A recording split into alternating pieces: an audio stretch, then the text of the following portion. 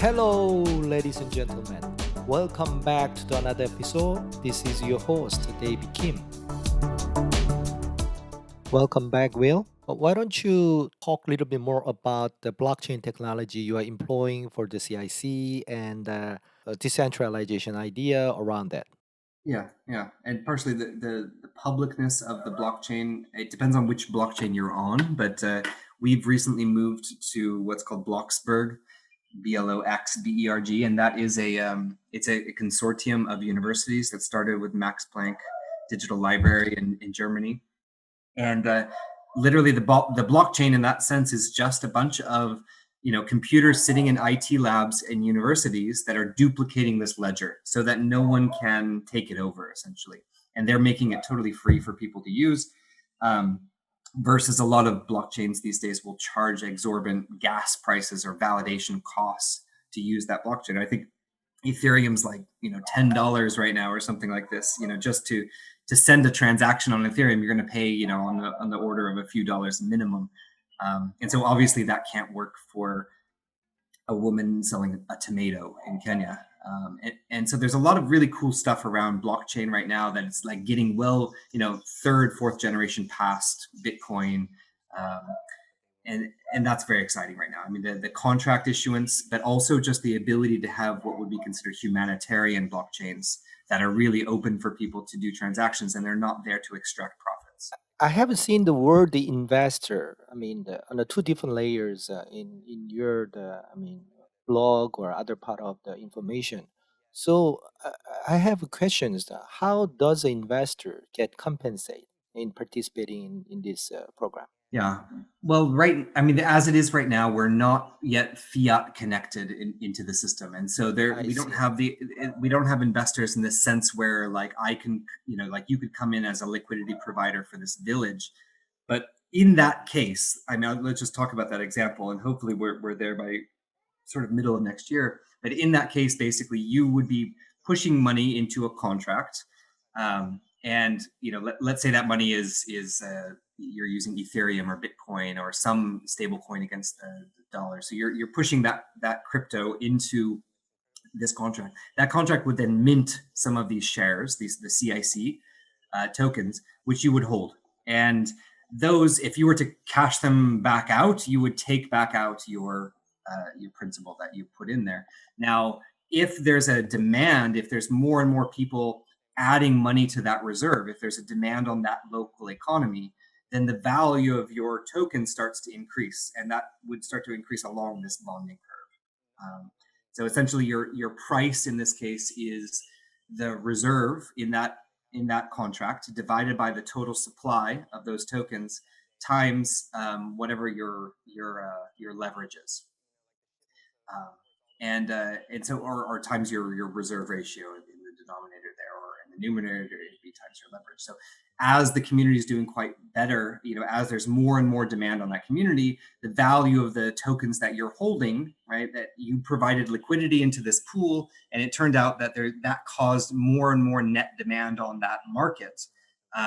Then the value of the tokens you're holding starts to rise, and you could liquidate those to pull out your reserve that you had put in, and that could be higher than the level at which you put it in, right? So typical kind of like stock investment, right? I'm investing into that stock. Well, what am I doing by investing into a stock? I'm adding liquidity to the pool of that network, that or that company that the stock represents. So in this case, it's that economy.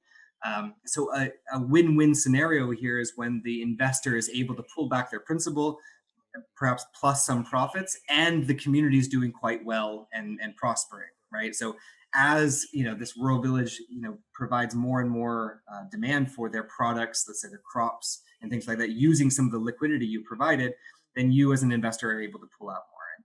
And so I think that's the kind of situation we want with impact investments, for instance. um, Even with Red Cross, like the idea for Red Cross to sort of have some skin in the game. You don't just dump money on a village and walk away. No, you stay invested into it. You are invested into that economy. You want to make it work, right? If you're an investor into Apple, I hope you buy Apple products, right? I hope you're involved in the Apple, you know what I mean? That kind of concept I think is quite beautiful. And I mean, even if let's say there's a restaurant down the road from me here right now I'm in on the coast here in Kenya, and I want to be able to invest into the vouchers of that business. And I know I can use those to buy drinks at that restaurant. And I know I'm going to buy maybe $100 of drinks over the next few months. So putting in $100 investment into those vouchers, as long as I know I'm going to be able to buy something locally, and so it makes a lot of sense as a local investment, which is really great because I know that restaurant, I know I can get something out of it. And if the value of those vouchers starts to increase even more, and I decide, oh, well, I could actually cash these vouchers out to get more money, or I could just keep using them to buy those drinks, then it's a really logical approach, for local investments, and I like that. I mean, we really need to have a way that we can support and become kind of co-owners of our, the land, the local businesses, and this could be applied to assets as well, like could be the land rights.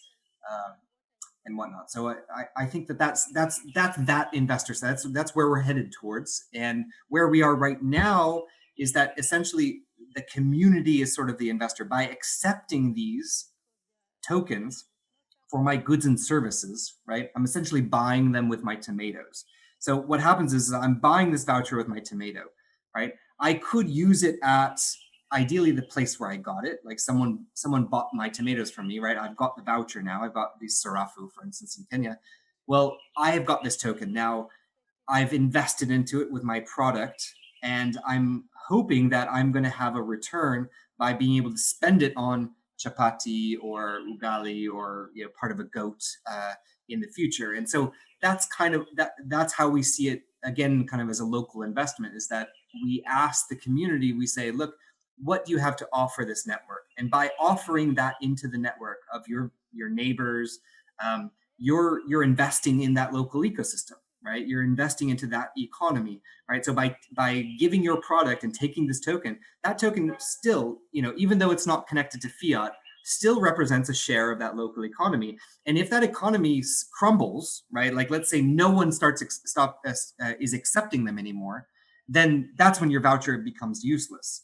And so you're invested in the movement of that market. And I think that's a really good and healthy concept, for a village to sort of understand that. Look, if there's no circulation, if there's no trade within that community, there's no utility for these tokens, well, then your investment into those tokens will be worth nothing, right? And so it's like you are part of that network. Your investment into that network is what also keeps it going.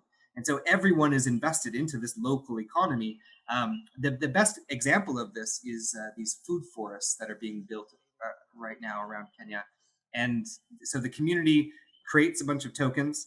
They use them for the tilling the land and getting the maintenance ready for these food forests. And then in the future, so that there was an investment for everyone to take part in these systems, and then in the end that investment pays off by being able to buy food from that food forest or this community gardens, and in turn it can continue to be used to do haircuts, send your kids to school, and so on.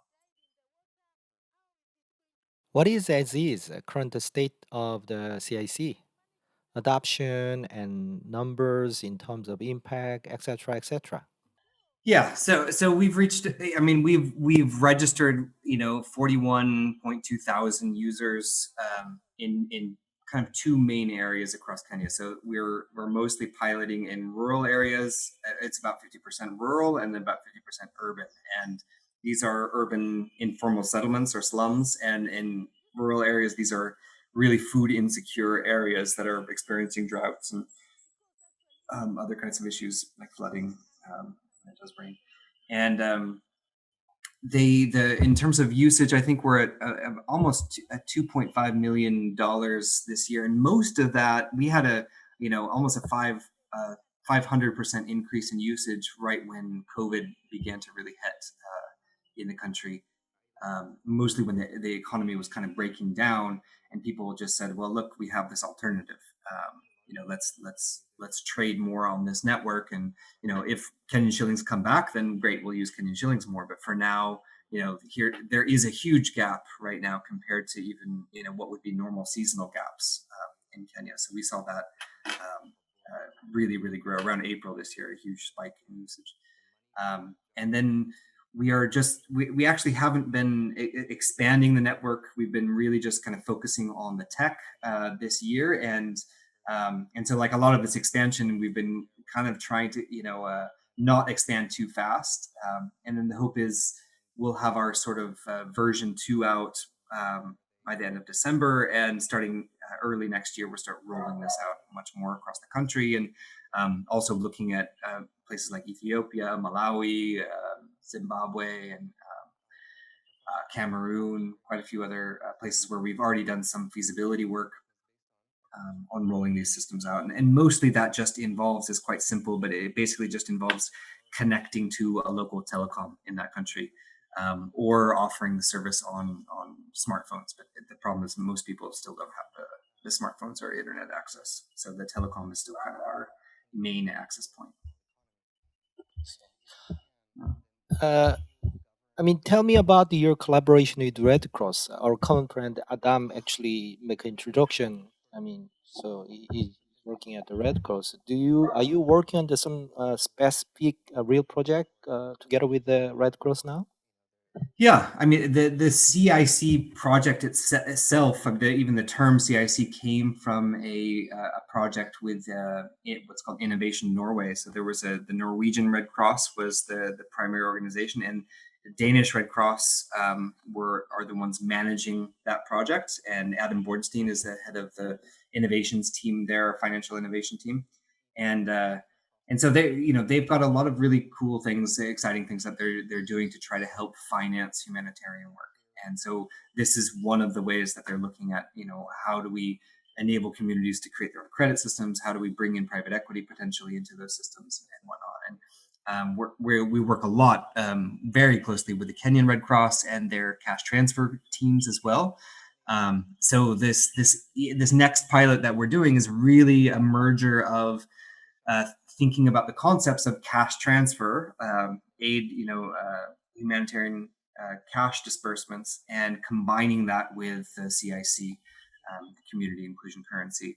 And so that'll be quite exciting to kind of develop this as like a standard operating procedure. Like instead of, again, just going in and dispersing cash, what you're doing is you're creating a human marketplace and network that is going to outlive and build beyond just that cash transfer, and ideally develop resilience long term. So rather than Red Cross coming in as just a response mechanism, can they instill recovery mechanisms and resilience programs into that response, so that there's sort of this seed that keeps circulating and flowing around that community. And at the same time, we're also we've got a huge amount of anonymous data from these networks, because when people register on the network, we see what they're selling. So, and we categorize that. So is it food, water, farming, labor? Is it savings groups? Is it shops, like general shops? Is it health related, transport related, food, energy, education? And so being able to look at a community and saying, okay, out of this, I guess the total amount of trades this year has been 2.3 million US dollars.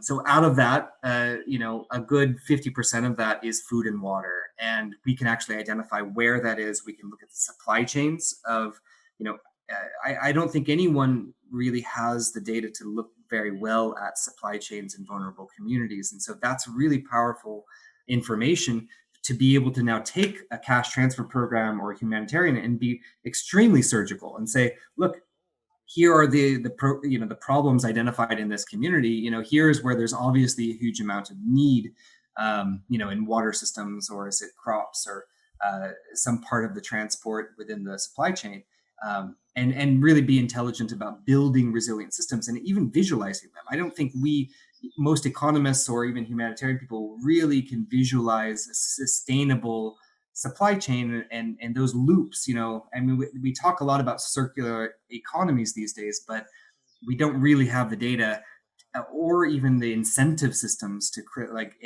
to promote that local circulation.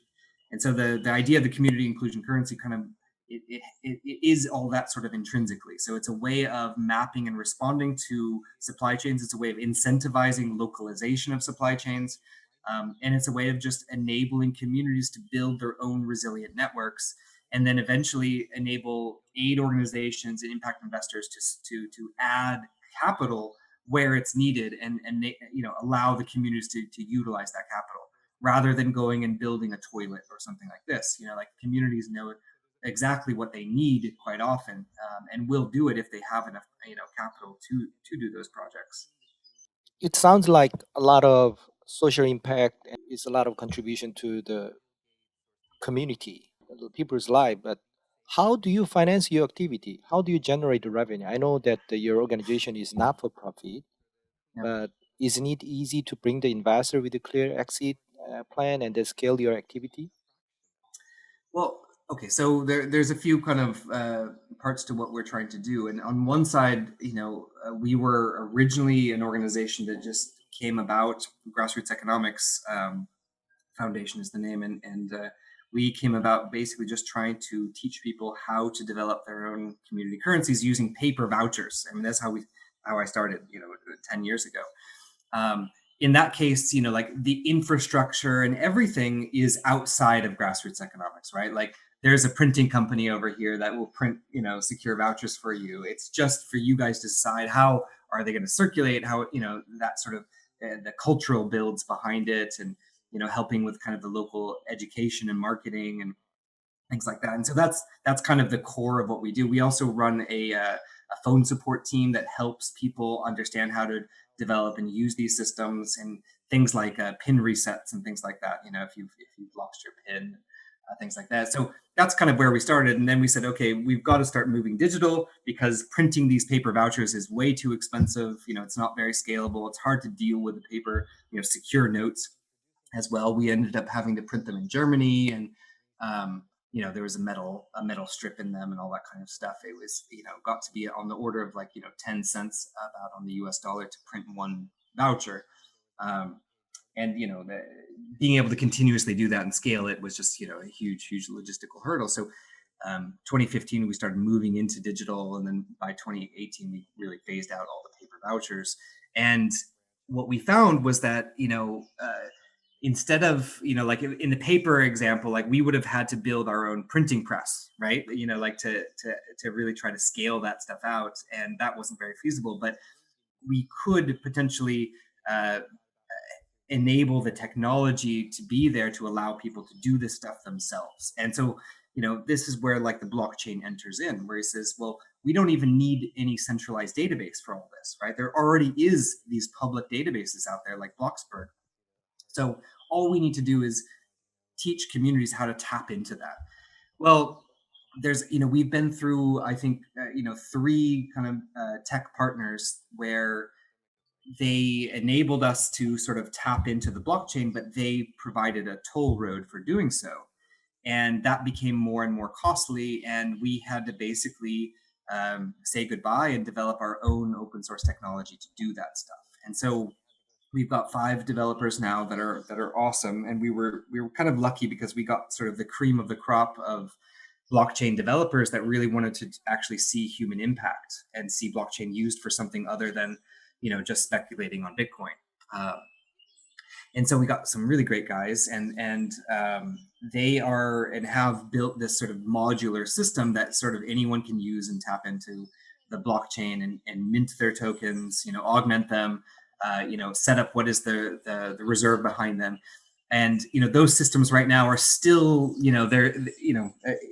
they're not available in terms of like everyone can use them simply yet. And so making them simpler and simpler and allowing anyone to deploy these means that we as grassroots economics don't have to be the central node, right? We don't have to run the network. The network runs itself. It's being run on a decentralized exchange.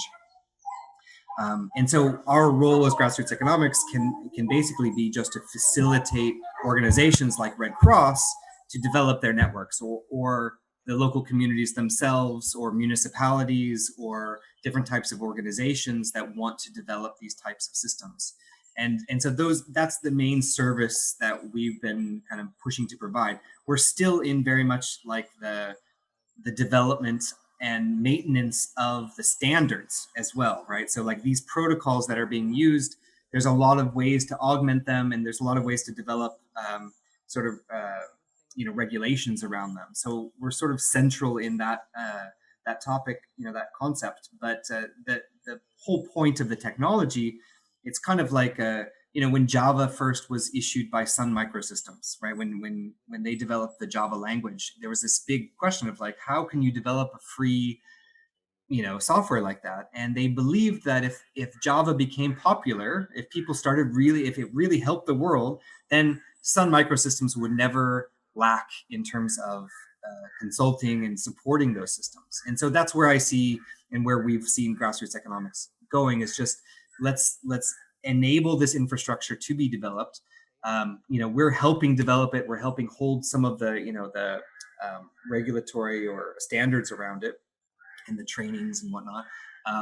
But anyone in the world could potentially be part of these systems, and whether or not we're ahead of it or whatnot, as long as there's a place for us to help and consult and support those networks, then there'll be stuff for us to do. In other words, so we're not looking to scale in that sense of kind of vertical scaling. We're looking to be duplicated and to create many of these networks across the world. I like that approach. What is your end game for your foundation and CIC initiative in Africa? What does the future look like? Well, I mean, there's a lot of potential paths. I mean, so imagine this case where there's a lot of organizations that are providing interfaces to the blockchain, to developing these contracts. There's a lot of organizations that can be providing advice and consulting. The Red Cross themselves may be running such a network, out of their tech department in the innovations lab, for instance. I think continuing to find a place where grassroots economics supports those efforts, and continues to push out to more and more marginalized communities. I think there probably will always be some sort of need in that way, and if there isn't, amazing. We'll all throw a big party and be very happy if we're no longer useful. And hopefully, like those networks that are being formed in other spaces will still need the tech support staff or the field staff that we've got right now. In fact, that's already sort of happening with Red Cross. Like they're actually hiring people to do the stuff that we've been doing for a long time, and even some of our staff are going and getting jobs now with Red Cross.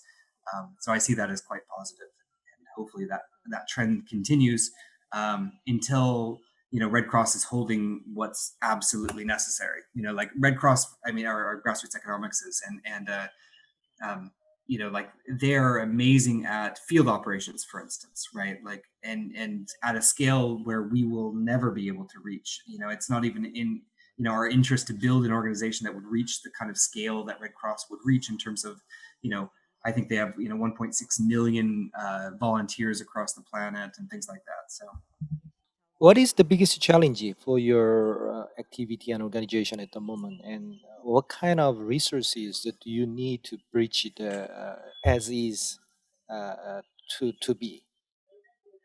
It's definitely this issue of regulatory space, and if and when, and depending on in different countries as well, if we do need to have banking licenses to operate these systems, especially when we get into this sort of investor space, it'll be trying to get those licenses, or partnering with organizations that have such licenses. That's sort of our biggest hurdle right now, and so we're in the process of doing a lot of legal due diligence.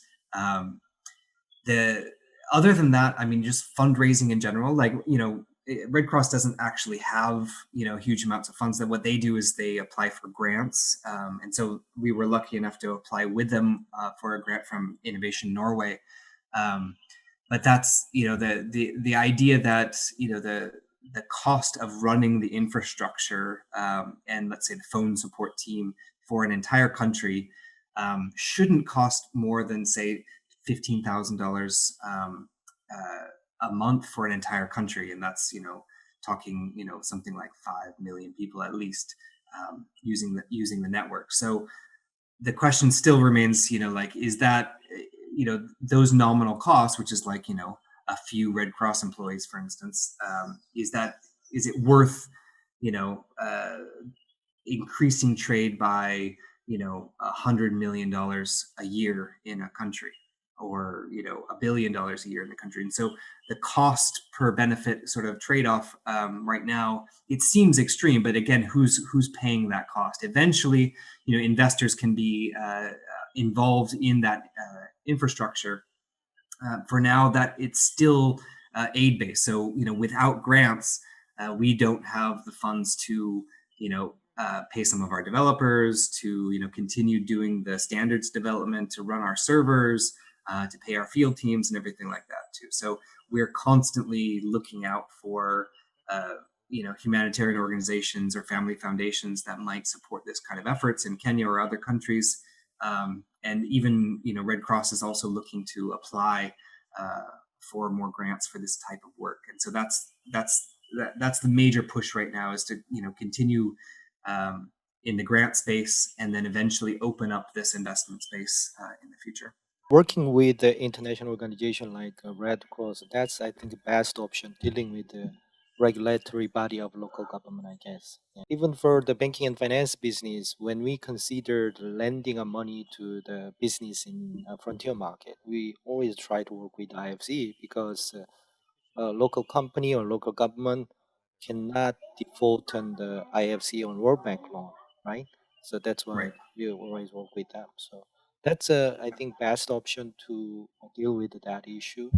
For financing, probably I don't know the answer, but I hope that some of the audience who listen to our podcast, if they have interest in the working with your organization to make a social impact Africa, I Yeah. think they may reach out to you. Yeah, I constantly have this as sort of an open question. A lot of people have asked, why are we a nonprofit foundation? Why don't we just, create a company that people can actually invest equity into? And the ethos has been that we want to build infrastructure that anyone can use, and is quite open, and then we want the investment to go into those economies, right? So having portfolios of let's say thousands of villages and towns, or different companies that are offering shares in this way through CICs. I think is that's a beautiful way to bring investment into those places. But the infrastructure itself ideally is fairly autonomous and decentralized, and so that's what we've been really trying to go for, and sort of create that space. And then kind of once that infrastructure is there, there's a huge investment space, among all of these currencies that are being created and connected to each other. And so it's a constant problem, to sort of rely on grant money to develop all of this stuff. But it's what's got us here so far, and it's also made it such that like everything that we do is quite clearly non-extractive, and the infrastructure has to be as cheap as possible. And there's if you look at the space right now, there's probably you know 2 dozen companies that have been developed specifically to try to take advantage of this space, right? So there's a whole bunch of companies right now that you can go to that are offering some type of credit creation service or community currency service. And the object of those companies is to keep it open at the beginning, to make it free basically to use, but then to start increasing gas prices or transaction fees more and more and more over time. And they're all kind of competing in this space. And I like the idea that as a foundation, we don't have this pressure to do that kind of stuff, which would actually in the end sort of kill these programs, right? We want a woman to be able to spend 5 cents within the network, and not have it transaction fees and whatnot on top of that. That would just it would make it ridiculous. You wouldn't be able to simply use. And so among that space of for-profit companies that have gotten VC to do almost exactly the same thing we're doing now, um, I think that we have a really nice opportunity with the humanitarian world to really undercut them and create open infrastructure. So so there's that too. I mean, I'm excited about the space in terms of that, and I'm excited. There's a lot of for-profit companies that could help in this space as well. But fundamentally, it's kind of hard to make a profit off of public infrastructure without sort of ruining that public infrastructure. I think that's just kind of if you got 5 toll roads on the same road, then no one wants to drive down that road anymore, right? And so we'll see where we can get to in the next few years. But I'm really positive and hopeful, and I think most of the technology and this infrastructure is already there. It's just a matter of adopting protocols and explaining these kinds of concepts.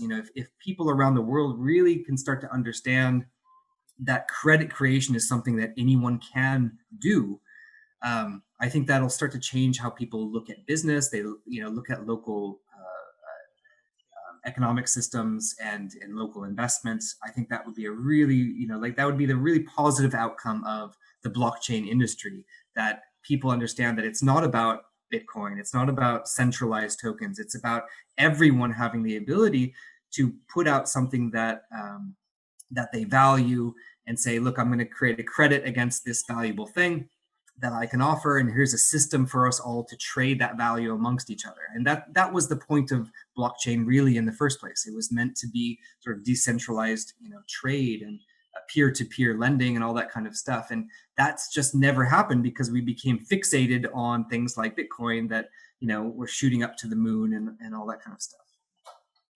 Cool. Thank you so much for sharing your interesting story and great initiative and project. Make a huge social impact in Africa. I hope that Thanks. you can make a great, progress and a great success in the near future. Thanks, David. We'll keep going no matter what. Yeah. Thank you very much for listening to this episode. Don't forget to subscribe to the podcast, share with your friends, and drop me a review. Goodbye.